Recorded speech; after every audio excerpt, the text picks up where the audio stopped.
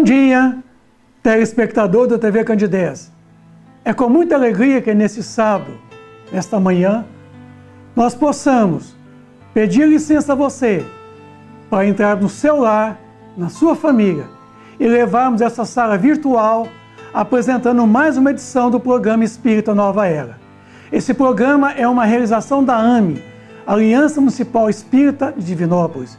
E temos hoje o imenso prazer de trazer para todos vocês um tema, a vida e obra do Senhor Allan Kardec.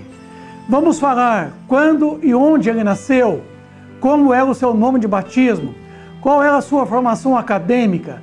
Vamos falar também quando iniciou as suas pesquisas dos fenômenos espirituais, qual foi seu papel no tocante à doutrina espírita, quais foram as obras codificadas por ele e o surgimento da doutrina espírita. Então, para nós, é uma muita alegria podermos adentrar o seu lar. Para isso, nós pedimos novamente licença a você para trazermos a doutrina espírita para dentro da tua casa e falarmos da vida e obra do Senhor Allan Kardec. Quando e onde ele nasceu? Como é o seu nome de batismo? Nossa história desta manhã começa no continente europeu, na França, em Paris. A França estava no auge da música, das filosofias, da letra, da poesia e das filosofias das quais ela marcou, sendo o berço de uma das grandes filosofias que levou realmente ao trabalho do Senhor Allan Kardec na codificação espírita. Podemos dizer que a cidade de Lyon, na França, na Rua Sala, onde residiu o casal Ian Baptiste Antoine Rivail e sua esposa Ian do Ramel. Hippolyte Léon Denisard Rivail nasceu na Rua Sala, França, no dia 3 de outubro de 1804. Ele foi descendente de uma tradicional família católica. Seu pai era magistrado, sua mãe era professora. Tudo começou aqui em Lyon, em 1804, aonde, no entanto, era o palco dos grandes acontecimentos relacionados diretamente com a doutrina espírita. E foi em Paris, a capital do mundo, naquela época. A sua formação acadêmica começou realmente na França. O jovem Rivail começou seus estudos no ensino primário na sua cidade natal, mas foi no Castelo de Verdun, do famoso professor Ian Henrique Pestalozzi, em 1814, na cidade de Verdun, na Suíça. Foi quando ele teve a sua formação secundária e iniciou a sua formação acadêmica. Em 1822, ali formando, ele volta para a sua cidade natal.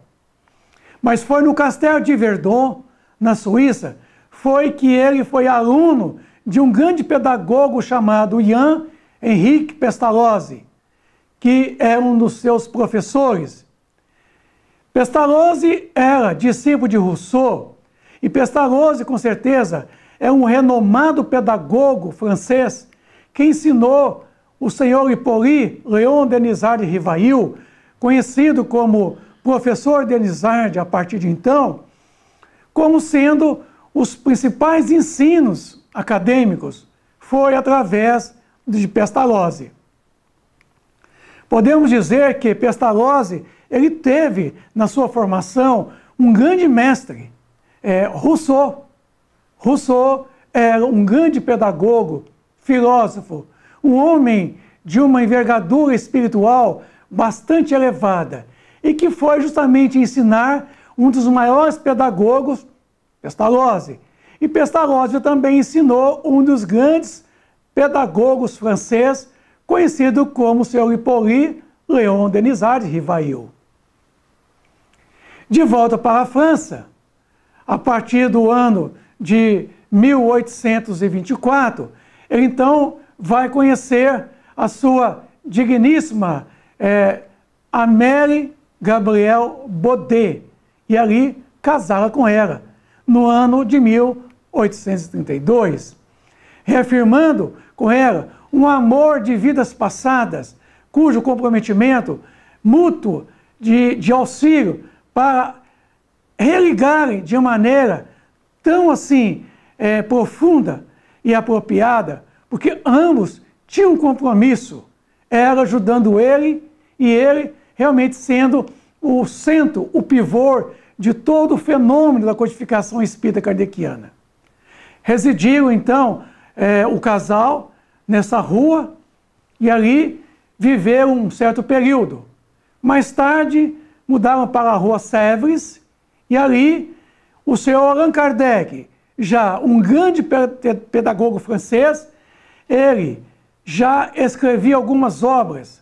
Aqui inicialmente um curso teórico e prático de quê? De aritmética, hoje conhecido por nós como sendo matemática. Rivail, como era muito conhecido por uns e por outros, professor Denizade, ele também conseguiu produzir uma série de obras, para mais de 10 obras de cunho pedagógico. Quando ele iniciou as suas pesquisas espirituais? Foi quando ele conheceu um antigo amigo chamado Sr. Fortier, que o convidou ele, certa feita, a frequentar a sua casa para ver os fenômenos das mesas girantes, das mesas falantes. Sr. Fortier disse ao professor Denizade que na sua casa a mesa falava e a mesa andava. Ele pensou com ele, bom, andar tudo bem, porque ela tem 4 pés, mas falar uma mesa, ela não tem cérebro. Mas ele não foi. E aí, mais tarde, encontrou com um grande amigo, o Sr. Carlotti, que lhe disseram a mesma coisa, que na sua casa a mesa falava e andava. Mas encontrou com um grande e estimado amigo, o Sr. Pantier, que disseram que na sua casa também o fenômeno de magnetismo era muito comum e que lá a mesa respondia perguntas inteligentes e que ela chegava até rodopiar. Mas, senhora Roger, uma grande médium sonâmbula, encontrou com o professor Denizade e disse, professor, não sabe o senhor em casa as mesas das quais utilizamos nos fenômenos de magnetização? Ela fala, ela responde perguntas e ela rodopia, ela bate os pés, ela anda. Ele disse a mesma coisa, sim, andar tudo bem, mas falar, duvido. Mas foi ali na residência da senhora Planey Maison, quem o professor Denizade teve a primeira das comunicações espirituais acerca do seu compromisso, da sua missão que estava iniciando a partir de então. E ali ele se convenceu, a partir de então, do ano de 1855, de que os fenômenos de magnetismo ali não eram fenômeno de brincadeiras, que por trás de tudo isso havia uma grande proposta, digamos assim, uma proposta pedagógica, educacional, que viria a nascer de todo aquele trabalho, daqueles experimentos de magnetismo. Foi na família da senhora Baldin, o senhor Baldin, que ele foi conhecer 2 adolescentes, uma de 18 anos, chamada Júlia Baldin, e conheceu também a Carolina, que eram 2 médias adolescentes que psicografavam, escreviam até mesmo em pedras de ardósia. E quando ele chegou e deparou com dezenas, digamos assim, centenas de comunicações espirituais, então ele começou a verificar de que essas médiuns adolescentes estavam recebendo comunicações do mundo espiritual, do além. Quer dizer, os espíritos estavam comunicando através das 2. Essas 2 adolescentes escreviam até mesmo sobre pedra de ardósia, para vocês terem uma ideia. O quanto era o fenômeno da escrita, através da prancheta, através da cesta de bico. Então está aí as primeiras modalidades de psicografia. Ainda não era na caneta, diretamente na mão. Era através desses instrumentos, a prancheta e a cesta de bico que vocês estão vendo aí. Qual foi seu papel no tocante à doutrina espírita? foi justamente a partir do ano de 1857, em que o senhor Hippolyte Léon Denisard de Rivail, que ainda não era conhecido como Allan Kardec, ele então começa a receber muitas comunicações espirituais. E ali, em Palais Royal, em Paris, no dia 18 de abril, em Galeria de Orleans, ele publica a primeira edição de O Livro dos Espíritos. Em Paris, na Livraria Edentô, Galeria de Orleans, na sala de número 13, em Palais Royal, é lançado a primeira edição do Livro dos Espíritos. Aí, nessa galeria de muitas e dezenas de salas, a sala 13 estava exposada a primeira edição de O Livro dos Espíritos. Esta, que é uma réplica do centenário da primeira edição de O Livro dos Espíritos. Amigos, estava ali o codificador da doutrina espírita, Hippolyte Léon Denisard de Rivail, publicando a primeira edição de O Livro dos Espíritos e dando início à era da terceira revelação das leis divinas. Estava ali iniciando todo um trabalho de uma codificação das comunicações espirituais esparsas em várias cidades da França, através de um variado número de médiuns, tendo as comunicações espíritas. E foi no dia 18 de abril de 1857 que Hippolyte Léon Denisard de Rivail passa a ser chamado de Senhor Allan Kardec. Esse seu pseudônimo foi aconselhado por um amigo espiritual que disse a ele: professor, convenhamos que você observe que a sua influência como professor Denisard na cultura francesa, muitos irão adentrar a doutrina espírita pela tua influência como pedagogo. Então, nós queremos que você fique mais atrás e que a doutrina venha à sua frente. Então, adote um pseudônimo de Allan Kardec, um nome da qual você, numa existência passada, você já foi chamado de Allan Kardec. E aí, então, nasce, nesse 18 de abril, com a publicação da primeira edição de O Livro dos Espíritos, Allan Kardec. Esse pseudônimo Allan Kardec, que foi atribuído a ele justamente para que as pessoas não pudessem ir à doutrina espírita pela influência do senhor Allan Kardec. Em sua primeira edição do Livro dos Espíritos, continha somente 501 perguntas. 501 perguntas. Para a curiosidade de vocês. Então vejamos nós que considera-se a primeira edição de O Livro dos Espíritos, esse tratado filosófico de uma filosofia espiritualista, porque até no presente momento havia sim dezenas de filosofias, mas não havia uma filosofia ainda espiritualista. E esta filosofia espiritualista é a filosofia espírita, da qual estava nascendo através do Livro dos Espíritos, que foi organizado no seu primeiro livro, A Doutrina Espírita, o capítulo 1. No segundo livro, o capítulo 2, digamos assim, As Leis Morais. E no terceiro livro, temos lá as penas, as esperanças e as consolações futuras.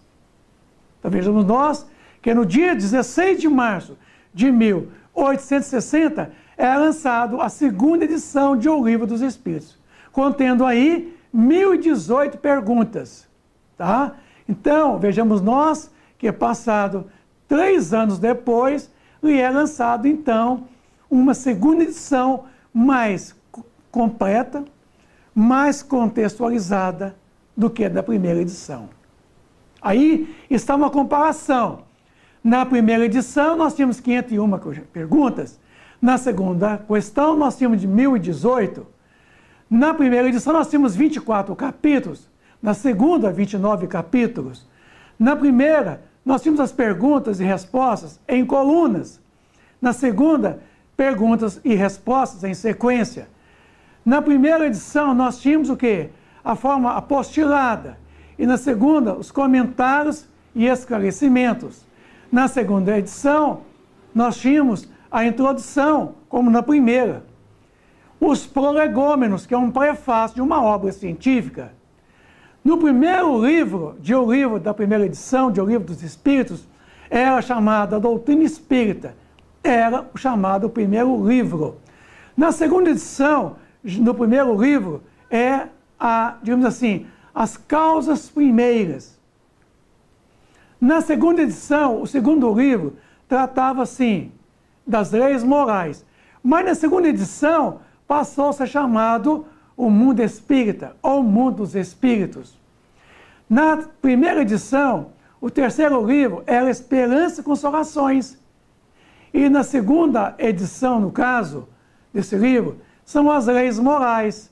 Então, vejamos vocês que na primeira edição não continha o quarto livro. O quanto na segunda edição, o quarto livro é das Esperanças e Consolações, que pertenciam ao terceiro livro da primeira edição. Aí nós temos a finalização, a conclusão, o índice alfabético remissivo, e a livraria Edentu, no caso da primeira edição, e os editores Dedier e sua companhia, já na segunda edição. Então, no dia 18 de abril de 2017, o Livro dos Espíritos completou 160 anos de sua publicação. Esse Livro dos Espíritos, ele dividido em 4 partes: das causas primeiras, do mundo espírita, das leis morais, das esperanças e consolações e da conclusão. Tornou-se esse manancial de luz que os bons espíritos trouxeram até a humanidade. Aí, Instruções Práticas sobre as Manifestações Espíritas, publicado em 1858, contendo as exposições completas das condições necessárias e das comunicações com os espíritos e os métodos para o desenvolvimento da faculdade mediúnica. Mais tarde, em 2 de janeiro de 1861, é publicado esta obra numa segunda edição, intitulada O Livro dos Médiuns. O Espiritismo Experimental, um guia dos médiuns e dos evocadores. Em 1864, era publicado a primeira edição de um livro, Imitação do Evangelho segundo o Espiritismo. Explicação das máximas morais do Cristo, sua concordância com o Espiritismo e suas aplicações com as várias posições das nossas vidas. E a título de orientação do Sr. Didier, ele disse: Allan Kardec, convenhamos que você mude o título Imitação do Evangelho segundo o Espiritismo para um título chamado O Evangelho segundo o Espiritismo, porque naquela época era muito comum a perseguição dos espíritas, e a igreja era muito forte, e certamente perseguiria os espíritos muito mais por estar editando um livro, imitação do Evangelho de Jesus. Então, passou a ser chamado o Evangelho segundo o Espiritismo. Temos aí o livro Céu e Inferno, publicado em 1865, sobre a justiça divina e segundo o Espiritismo, o ensino dos Espíritos. E a codificação espírita kardeciana, ela vai culminar, ela vai fechar no livro A Gênese, publicado em 1868. Aí está, então, as principais obras do senhor Allan Kardec. Como vocês podem ver, essas obras, elas constituem o chamado Pentateuco Espírita Kardeciano. Quais foram as obras codificadas por ele? Temos aí o Livro dos Espíritos, o Livro dos Médiuns, o Evangelho segundo o Espiritismo, o livro Céu e Inferno e o livro A Gênese. é a codificação espírita kardeciana. Temos aí obras de punho, quer dizer, dele próprio, como sendo o que é o Espiritismo, Introdução ao Estudo da Doutrina Espírita, Viagem Espírita, nós temos aí o Principiante Espírita, o livro A Obsessão, o Espiritismo na sua expressão mais simples. Caracteres da Revelação Espírita, Instruções Práticas sobre as Manifestações Espíritas, temos aí o Resumo da Lei dos Fenômenos Espíritas e obra póstuma, que foi publicada 22 anos depois da morte dele pela sua digníssima esposa, Amélie Baudet. E a Revista Espírita, publicada durante 12 anos consecutivos. São 12 volumes de obras publicando notícias da época, comunicações dos espíritos. É um resumo de todo um trabalho de notícias e comunicações espirituais. A Revista Espírita.